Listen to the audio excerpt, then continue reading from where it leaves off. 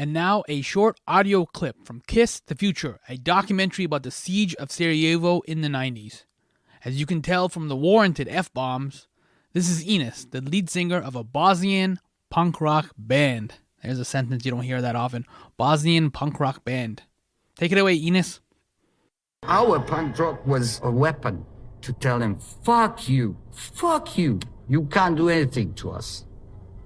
Yeah, you can keep on shooting at us, killing us and all this, but we will tell you, fuck you, anyway. Amazing! What can a punk rock band do in the midst of shelling and snipers? The only thing a punk rock band can do, make a loud noise.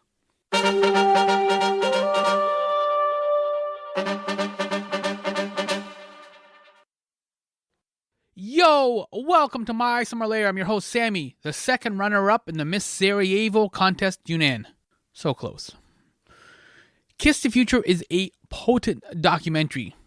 The basic description is this: witness the resilience of the people of Sarajevo through art and music and the tale of a post-war concert by U2.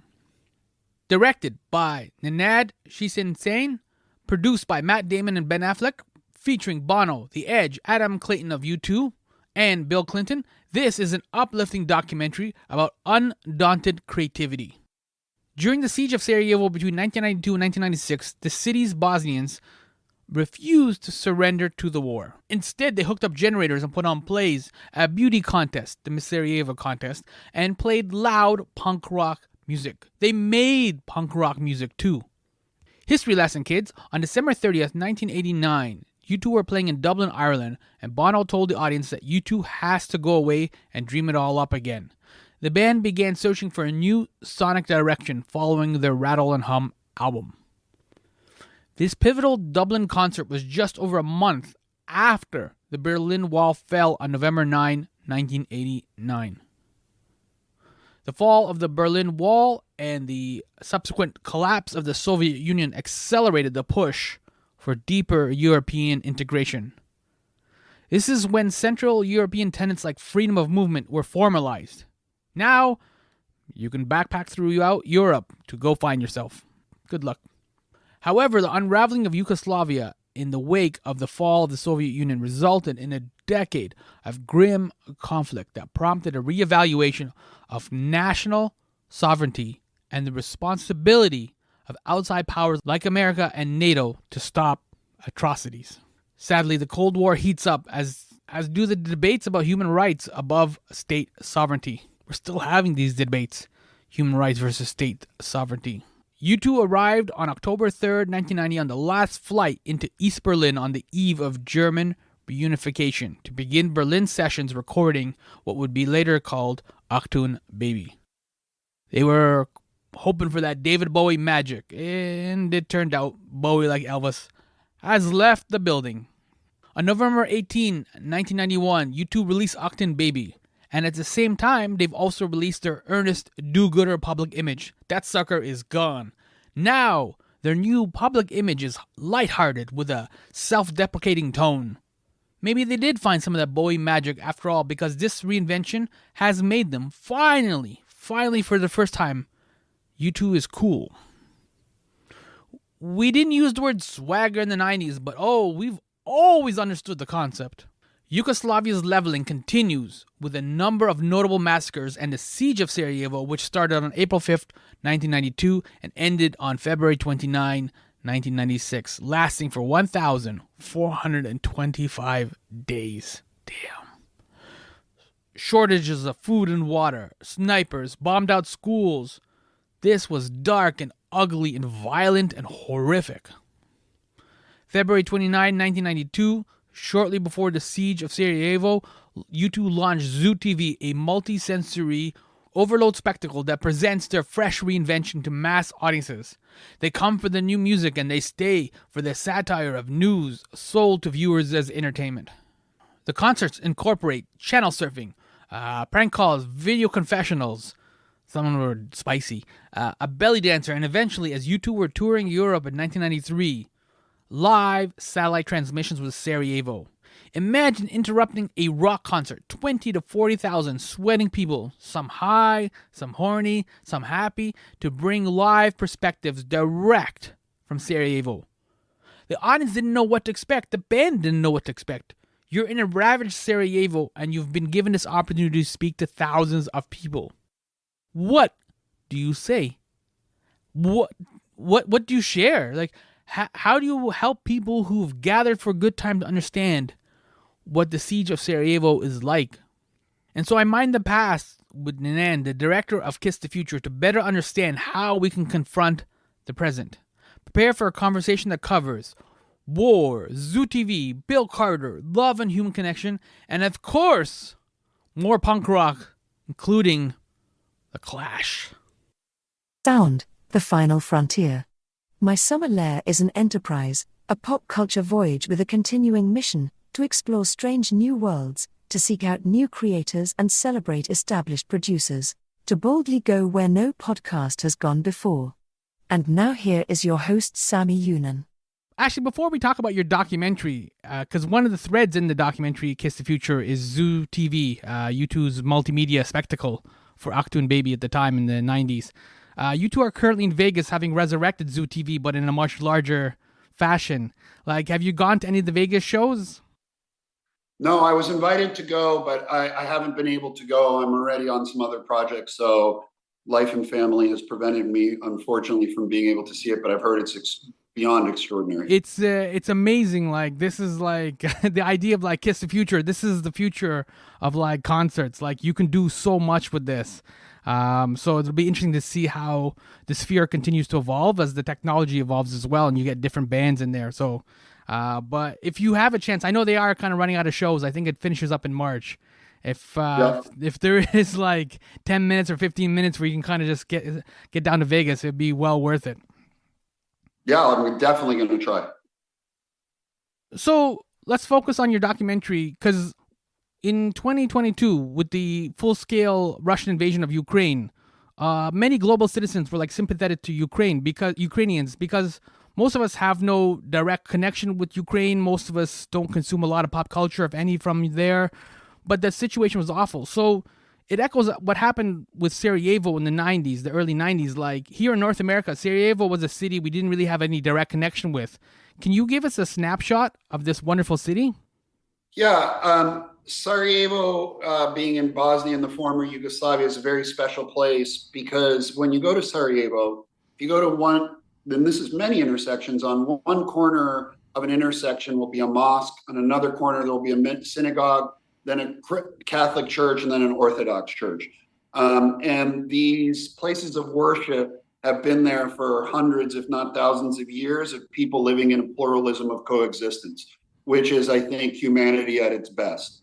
And it's not just something you see, but you hear the call to prayer and the choirs, and they have an inter-religious choir several times a year that plays together, and so Sarajevo during the war in Yugoslavia and during the siege was surrounded by Yugoslav Serbian forces, and people's food and water was shut off, their power, and they were shot at and by snipers and shelling on a daily basis for 4 years because of their pluralism and because of what they represented of living together in a beautiful integrated society. Yeah, it's one of the themes of the documentary, which is like the arts and that kind of creativity are a threat to like bullies, right? It can be very intimidating, and that's one of the reasons why, like, we've seen this in World War II and other situations when war breaks out. The artists are always one of the first people to be harmed and taken out. Yeah, that's interesting. I didn't think about that. That's definitely something the Nazi regime did, was they started to destroy different works of arts by Jews and Poles, and yes, that's something that is true historically, was get rid of the art. And what you're talking too about with Sarajevo, it reflects a little bit your family as well, right? Like, you have an Albanian wife. What are your parents' backgrounds? It's also unusual. So I was born in former Yugoslavia. I have a Croatian father, Serbian mother, Albanian wife. lived predominantly in Croatia, but was born in Slovenia and lived there for the first parts of my life, and then immigrated to Canada and the United States later on, but was back there during the war. Yeah, so that makes for like an interesting Christmas dinner, right? When you have this group of people together. Like from that kind of experience, just personally, like what have you learned about like nationalism and how we culturally connect? Because that's what you're saying about like Sarajevo, right? It's got a nice like culture, but there's no necessarily culture clash. It's able to like meld. So from your own personal experiences like that, how have you learned how to like we culturally connect? Well, I mean, I didn't know anything different because I lived in a home where your ethnicity didn't matter. Obviously, I'm a mutt of all those different regions of Yugoslavia before, so I didn't know any different. Mm-hmm. But what I'm aware of, what happens is, this is a threat to nationalists whose agenda is to divide us and to create enemies, and Us versus them. yeah, well, what they do is they attack the most essential thing, right? After sustenance, the most essential part, I believe, as human beings, is to be loved and part of a community, right? Mm-hmm. That is so important to us, and it's the foundation for our religious beliefs and so many different things. And what people like Milosevic do is they weaponize, that's a form of tribalism, what I described. And what they do is they weaponize tribalism, and they try and divide us based on saying that, Bosnians are a threat because they're integrated or whichever it may be. So yeah, in my experience, it's sad that people like Milosevic use pluralism as a way to divide. Mm-hmm. And this idea too, what you're talking about with this looking for love and for connection, this is a good segue to introduce Bill Carter. Who is Bill Carter in your documentary? Bill Carter was an aid worker who had a tragedy happen in his life. He went to Bosnia looking for, I think, purpose and I kind of new identity in '92 during the war. And he witnessed going out at night, these underground clubs and music scenes. And I think he was there for maybe a month and a half. And he saw a MTV video of Bono from U2 putting a message out to Bosnians making sure that they knew that they were thinking about them, and that, he says, we won't be deaf, we won't be blind, we're not dumb, we're aware of what's happening there, to draw international attention to it. And it gave Bill Carter the idea to go interview Bono. And so he faked being a journalist and, got this, had put on letterhead, which is all in the documentary, this falsified document that he was part of Bosnian TV to go interview the band. And he landed the interview through that and ended up getting the interview through a crazy journey, and ended up forming a relationship with Bono, where they did these live satellite links where Bill was in Sarajevo and he would get people to talk about what they were experiencing. And they would stop Zoo TV concerts and they would see those videos live. The audience of 40 or 50,000 people, to make sure that the world didn't stop paying attention to what was happening in Sarajevo. Yeah, and crucially, they were touring. U2 was touring Europe at that time, so this was like these were like almost next door neighbors, right? It's not like they were like in Florida or somewhere touring the States. So yeah, that's right. It has a bigger direct connection. But now looking back, especially as you made this documentary, Kiss the Future, like, how do you view the satellite link-ups? Because Paul McGuinness, the U2 manager in the documentary, he refers to them as propaganda. He didn't seem that keen on them in a sense. How do you view the satellite link-ups? Well, he called them propaganda, but he said they're a good propaganda, right? And they are propaganda, but the intent was to shed a light on what was happening. I mean, how do I see them now? Look, I think it's the intent by Bill and by the band was to draw attention to a horrific circumstance and humanize people in a state of horror. And I think regardless of how those links might have played out, which we see in the film, I think the intent is the most important thing.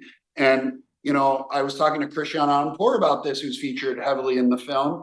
And she said, anybody who is trying to humanize and draw attention to what was happening to the people in this heinous crime of the siege was doing a good thing. And I think that's the case with what's hopefully going on with people trying to do the same thing in Ukraine and Israel and Gaza.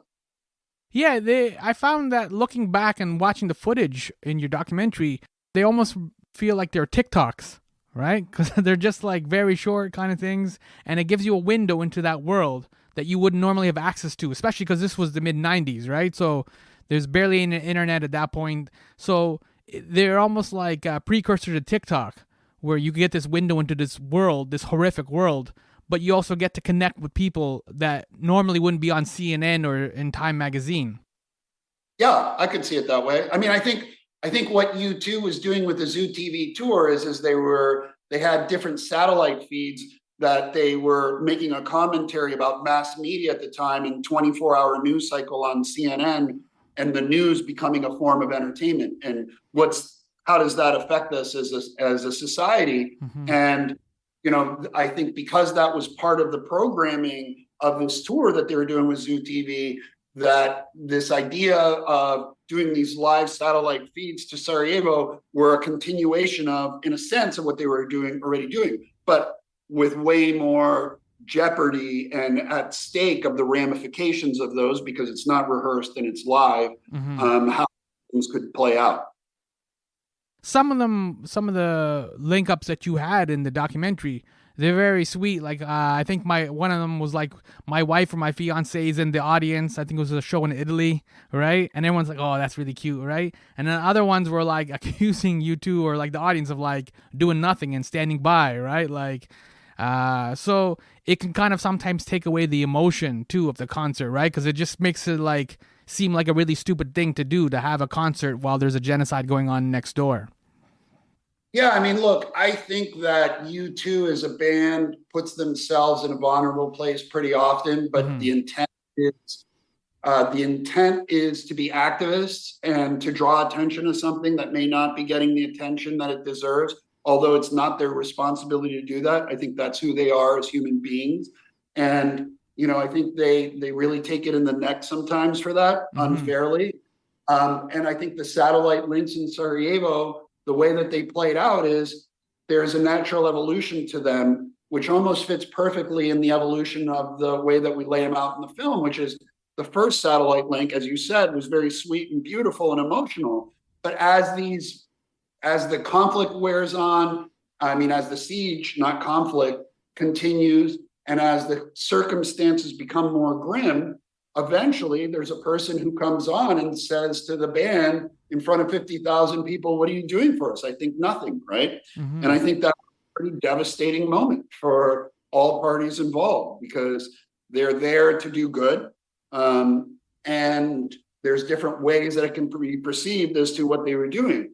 But I think at the end of the day, it says what we were talking about before. It's about intent. What's the intent? The intent is to humanize people in an inhumane situation. Mm-hmm. And I didn't realize, like, U2 had shot a lot of footage during Zoo TV. Like, did they shoot a lot of footage during their concerts? Yeah, I think any rock band has so much media around them, and they have their own professional TV, their own professional media teams there's probably 5 or 6 cameras covering every concert at every second and going to the concert, and the buses and the planes and their interviews, and they're a monolith of media, and the demand, the need for that. So there's an infrastructure there to support that. Continuing that thread of media, I think it was a press conference in Berlin, where you and Matt Damon and several other people who were in the documentary were there, and Matt was laughing because like you would make a cut of the doc and then show it to Matt Damon, and he said, "This is good. Keep grinding. Keep going." Like, how did you end up like working with like Matt Damon and U2 and like end up making this documentary? Yeah, so I pitched Matt a synopsis for film that they took on, and I was writing a screenplay for their company, And through the process of writing that screenplay, he told me he was friends with Bono. And I knew that there was this extraordinary archive, and being from the region that the world had never seen, of this concert from U2 playing for 40,000 people that had been killing each other not long before.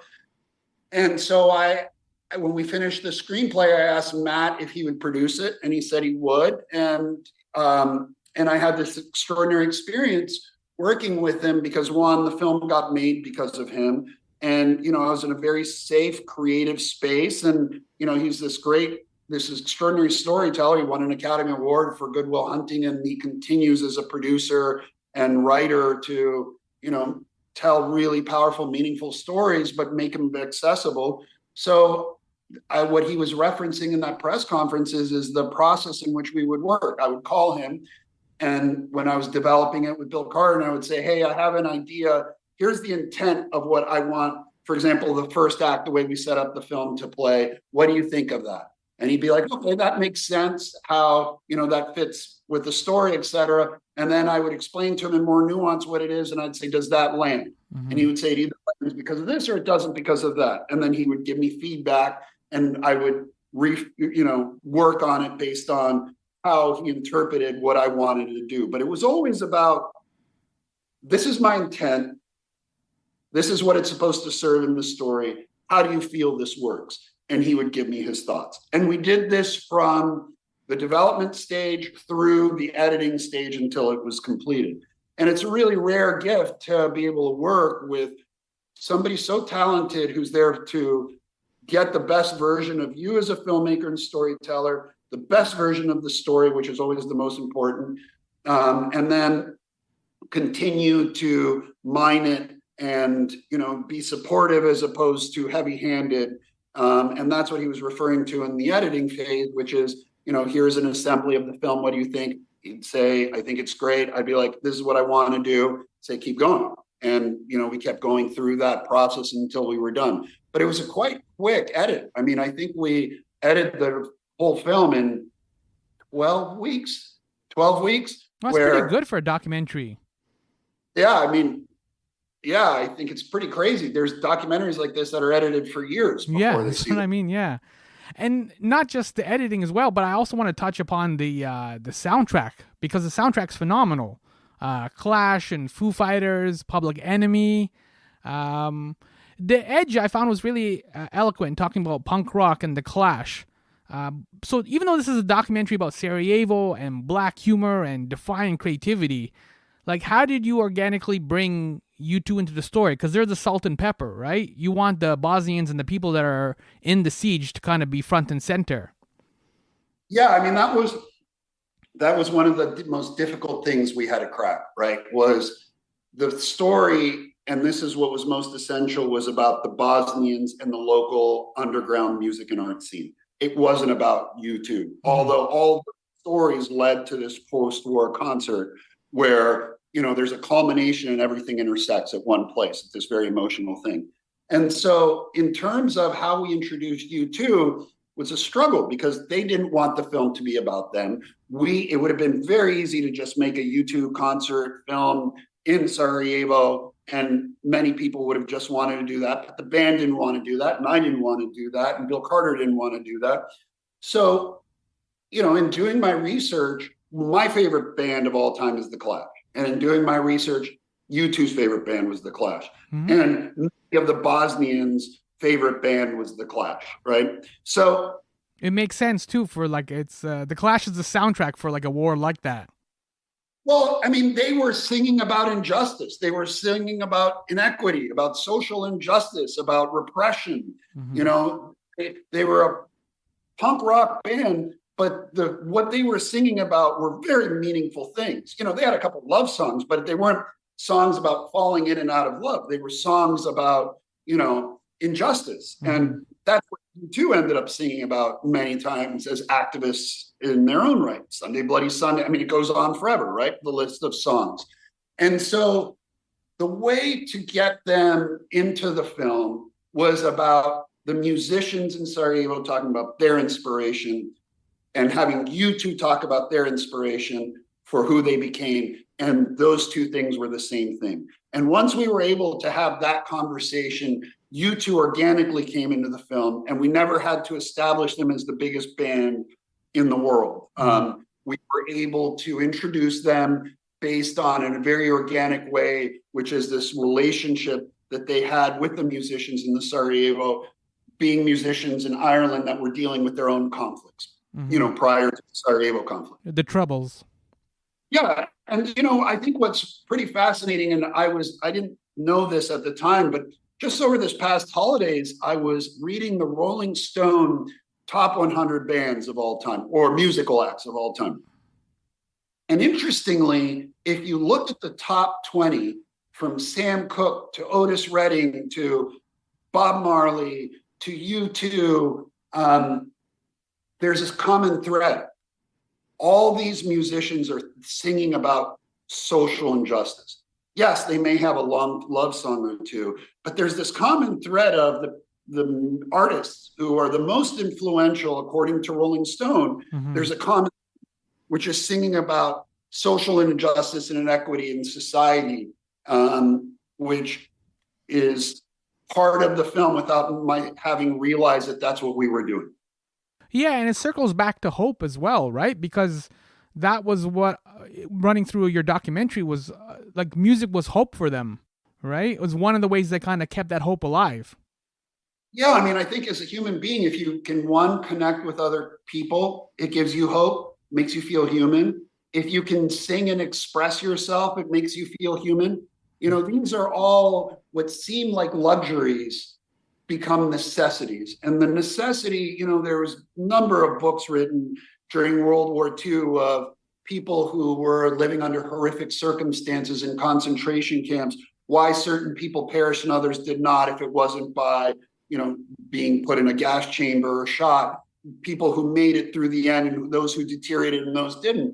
And there's a very common theme of those who could retain a sense of hope were able to survive and help others survive. And one of the films that was such a meaningful influence to this movie was Life is Beautiful, directed and written by Roberto Benigni, who in that film, he ends up in a concentration camp with his son and continues to have this fantasy play world and humor as if they weren't in a concentration camp. So his son was not surrounded by the horror, but was surrounded by love and humanity.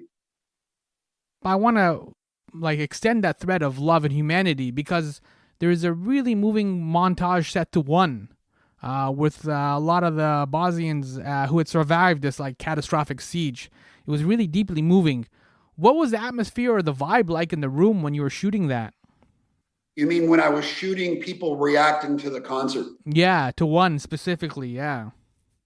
Very powerful. I mean, look, all those interviews there's many days on set where there wasn't a dry eye, not just from sadness, but from happiness and seeing the most beautiful sides. But, I had the idea to stimulate, to bring people back to that moment, not just by where we shot the interviews and what we surrounded them with, but also by playing certain things for them. And, it worked. Like when we played the video for one and that footage, people were very moved and started crying and singing along and clapping. So yeah, it was moving for all of us to be there and experience that.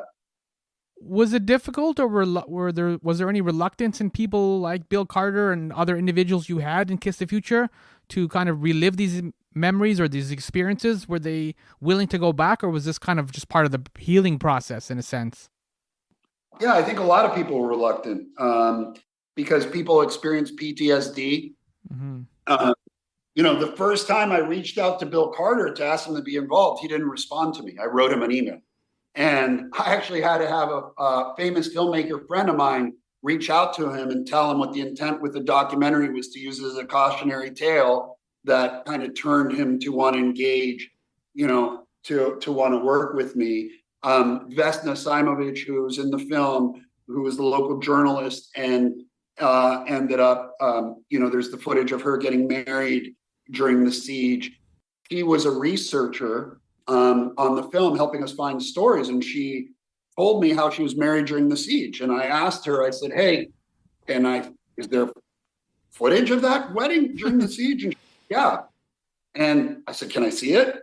And she reluctantly said yes. And then I was like, oh my God, you have to be in the film. You were, part of this thriving art scene, and you were married in the siege. Mm-hmm. And I have a perfect song for that I've been looking for the right footage for the better part of 20 years. You got to put it in the movie. And she went through big deliberations on should she or should she not do it and be involved. And she eventually agreed to do it and is a centerpiece of the film. So I think a lot, including the band was extremely reluctant. Even after Matt, who has this relationship, called them and said, yeah, we're going to do this, we still had to fly over to Dublin. Drew Vinton, who's an executive, works with Matt at his company, who's subsequently his roommate at Harvard and one of his closest friends since then. We flew to Dublin. We went and met with Adam Clayton and The Edge in Adam Clayton's home. They hosted us to this incredible lunch. But the intent was we had to share what we wanted to do as a film. And what they didn't want was a film about the band, because there's been enough films about the band. What we shared was we want to make a film about the Bosnians and the local music scene. And we even had to say, this isn't a film about Bill Carter. He's a catalyst to bring you guys to it. This is a film about the local musicians. And it wasn't until that lunch happened in Dublin that we got a call afterwards where they were, fully in. So yes, a lot of extremely reluctant people, a lot of work to get people to be involved and contribute and share archives. And there was one of the greatest shots in the film is of Enos from the punk rock band running with two bags early in the film. And it looks like Children of Men in this very cinematic panning shot. Mm-hmm. And who shot that? Where's that footage? There's got to be more of that, because whoever had that eye, has more extraordinary footage. So we reached out to that cinematographer who lived there for 2 years, and they shot us down. They said no. And then we screened for them a rough cut of the film, and then we got 3.5 hours of the most extraordinary footage that we wove into the movie. So we had to continue to win over the participants by what the intent was and what the final product of the film would be. There's that word again, intent, right? Like we've talked about this for the satellite link-ups with punk rock, with U2 and Bob Marley and other activists in music, and now even with you making this film. Like intent is like the $1 million word, right? Because when something is tragic and awful is happening like this in Sarajevo, you want to shine a light on it, but you don't want to exploit or harm the people in another way that when they're already in a dangerous situation. Yeah, I think that's absolutely right. And I don't think anybody can see all the things that can come down the road from that intent and how these things can play out, and sometimes things go bad. But at the end of the day, it's what's your motivating factor. And, I have so much. Well, look, you asked me if it was difficult to get people in. You know who wasn't difficult to get in? Drew Vinton and Matt Damon. They were like, the second I told them I wanted to do this, they just said yes, and fully jumped in and made it happen, right? But what really impresses me is, and I also have empathy for seeing how U2 can take it in the neck for intent. These guys lived through their own struggles in Ireland as young men. They weren't in Northern Ireland, they were in Dublin, but they experienced it, and it was visceral, and it was shaped who they were, and it made them activists. And, I think when we've seen the extraordinary work that they and Bono have done around the world, debt relief in Africa and AIDS, and it just kind of goes on, but intent has ramifications as well. And, I recently saw on social media when they posted the news that this film was coming out, that people were furious that they weren't drawing more attention to Gaza and Israel and what was happening there. And there was so much anger and outrage. And it's, eventually you saw that Bono at the Sphere a couple of days ago addressed what was going on in the Middle East as well. But it's got to be very difficult to have so much public attention towards you, to have this microphone and want to do good, but what can sometimes come from the intent of doing good. And the fact that they would agree to do this, it's pretty amazing, because this could have gone really, really bad. Yeah, in Bill Flanagan's book, he covered U2 during that Zoo TV tour in the 90s. And at one point, as they were doing the satellite link-ups, I can't remember which member it was either Bono or The Edge. One of them said basically like the satellite link-ups with Sarajevo had set back their public image like about 4 or 5 years, because they had started to be cool again, right? They were wearing black leather and they were staying out late, and they had like Zoo TV, which is all this like spectacle. They were cool for the first time. And now they went back to like the earnest guys again, and like, we got to help people. This is a bad situation. And so a lot of the media and the press were kind of turning against them again, because it was like, oh man, we don't want that. We want the cool guys again, right? But like you said, because every now and then when you walk past like a house that's on fire, you have an obligation to call the fire department. You may not be able to necessarily put out the fire, but you have an obligation to call the fire department to put it out.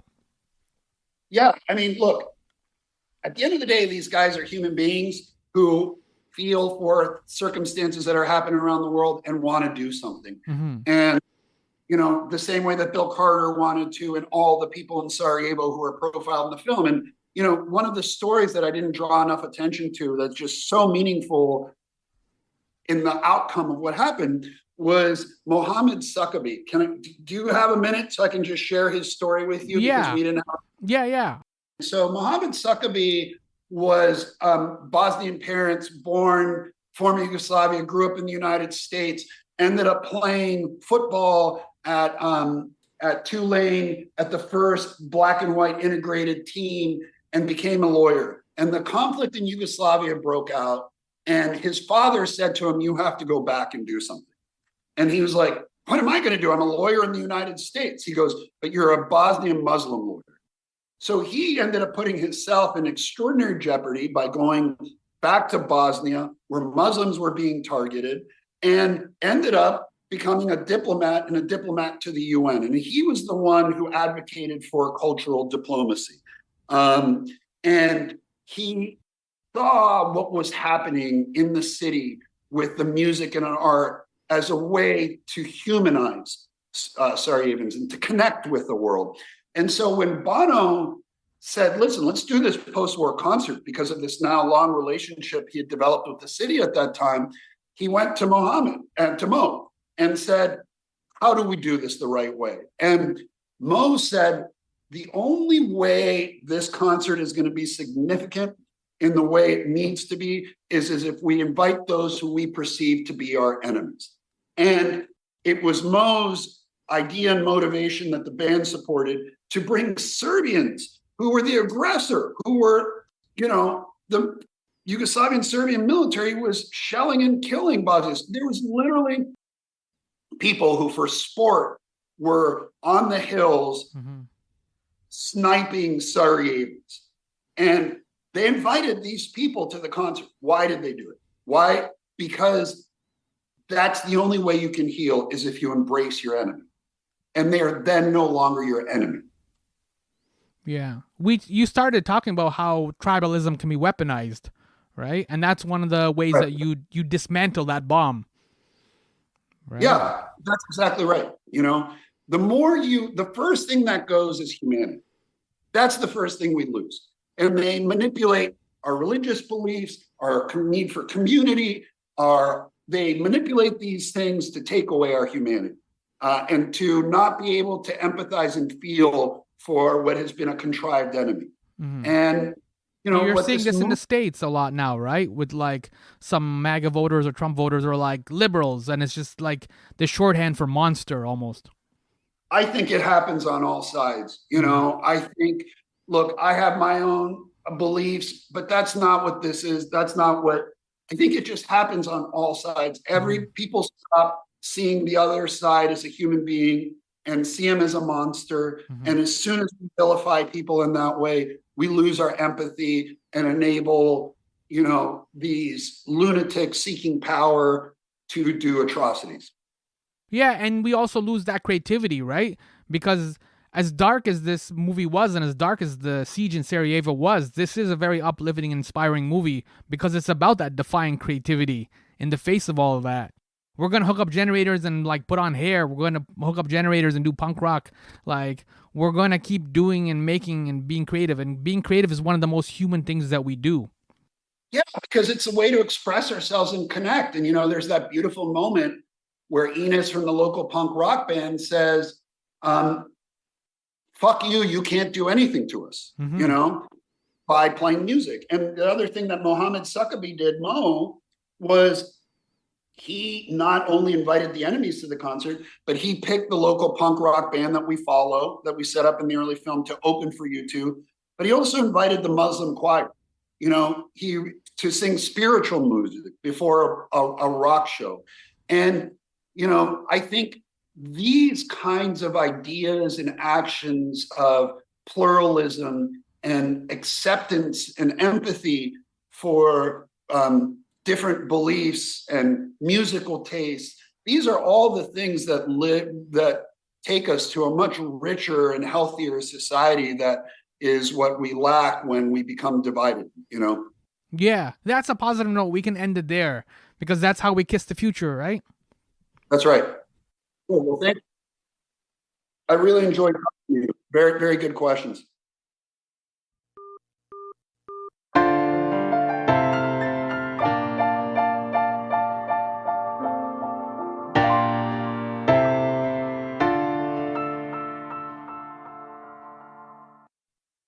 Yo, that was Nenad, the director of Kiss the Future. I'm Sammy, host of My Summer Lair.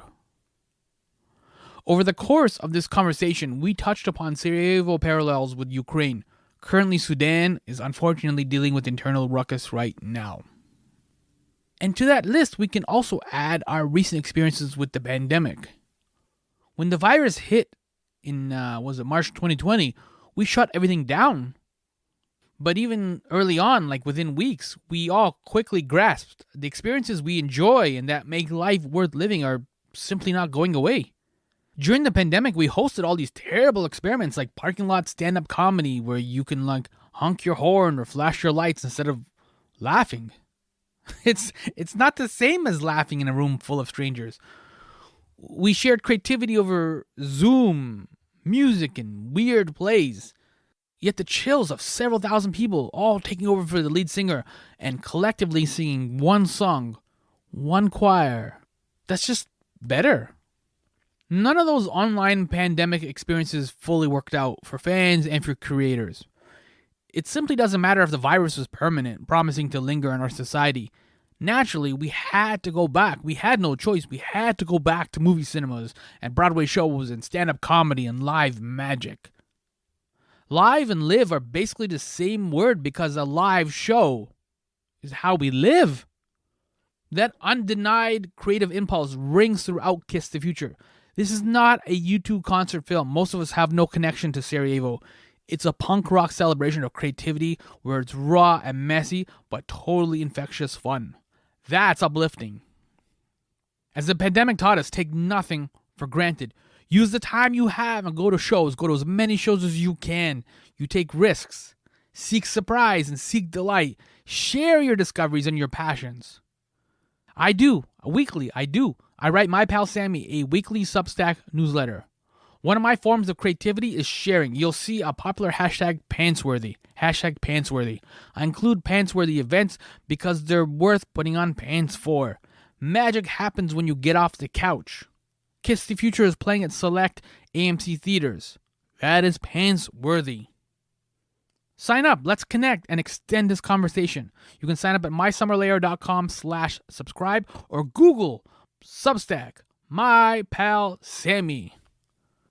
Thank you so much for listening to me in a Netflix world. Sarajevo, yo.